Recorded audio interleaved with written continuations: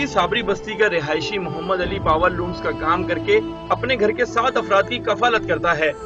इसका 8 साला बेटा सुहेल अहमद 6 माह कबल मामूली बुखार में मुब्तला हुआ और बर वक्त इलाज ना होने की वजह से बुखार टाइफाइड बना और फिर ब्लड कैंसर की शक्ल इख्तियार कर गया।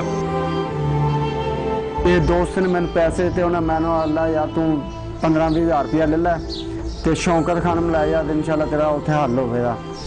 शौकत खानम लै ते गए तो शौकत खानम सानू अंदर ही नहीं वड़न दिता। मोहम्मद अली अपनी गुर्बत के बायस उधार खर्च लेकर अपने बेटे के इलाज के लिए मुख्तलिफ डॉक्टर्स और अस्पतालों के चक्कर काटता रहा।